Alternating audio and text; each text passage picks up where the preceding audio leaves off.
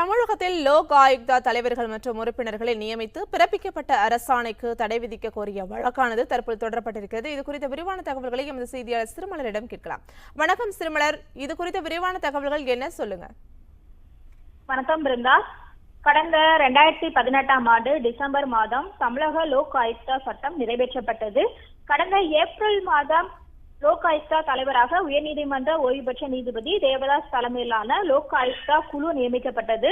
இந்த குழுவை எதிர்த்தும் இந்த குழு அமைத்து தமிழக அரசு பிறப்பித்த அரசாணைக்கு தடை விதிக்க வேண்டும் என்று சென்னை உயர்நீதிமன்றத்தில் சென்னையை சேர்ந்த யோகநாதன் என்பவர் வழக்கு தொடர்ந்திருந்தார்.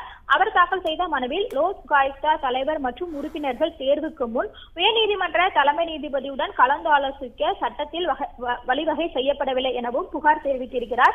மேலும் தேடுதல் குழுவில் அரசியல்வாதிகளான முதல்வர், சபாநாயகர் மற்றும் எதிர்க்கட்சி தலைவர் மட்டுமே இடம்பெறக்கூடிய வகையில் இந்த சட்டம் வகை செய்யப்பட்டுள்ளதாக குற்றம் சாட்டப்பட்டுள்ளது.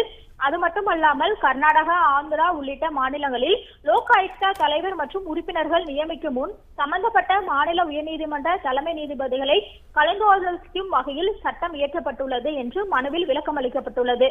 லோக் ஆயுக்தா தலைவர் மற்றும் உறுப்பினர்களை நியமித்து கடந்த ஏப்ரல் 1ஆம் தேதி தமிழக அரசு பிறப்பித்த அரசாணைக்கு தடை விதிக்க வேண்டும், அந்த அரசாணையை ரத்து செய்ய வேண்டும் எனவும் மனுதாரர் தரப்பில் தெரிவிக்கப்பட்டுள்ளது. அது மட்டுமல்லாமல் லோக் ஆயுக்தா சட்டத்தின் அரசியல்வாதிகளே தேர்வு குழுவில் இடம்பெற்றிருக்கும் வகையிலான சட்ட பிரிவுகளை அரசியல் அமைப்பு சட்டத்திற்கு எதிரானது என அறிவிக்க வேண்டும் எனவும் மனுவில் தெரிவித்துள்ளார். உச்சநீதிமன்ற இந்த வழக்கு நீதிபதிகள் மணிக்குமார் மற்றும் ராஜேந்திர பிரசாத் அடங்கிய அமர்வு முன் விசாரணைக்கு வந்தது. அப்போது தமிழக அரசு சார்பில் உச்சநீதிமன்ற உத்தரவுப்படி தமிழகத்தில் லோக் ஆயுக்தா அமைத்து சட்டம் நிறைவேற்றப்பட்டுள்ளது.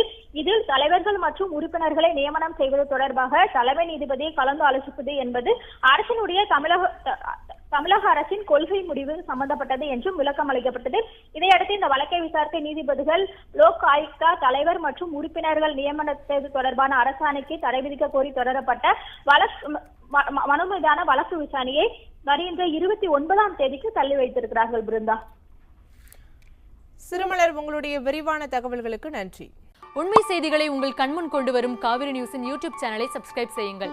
நொடிக்கு நொடி நாட்டு நடப்புகளை தெரிந்து கொள்ள kaverinews.tv, Facebook, Instagram, Twitter போன்ற சமூக வலைதள பக்கங்களோடு எப்போதும் இணைந்திருங்கள்.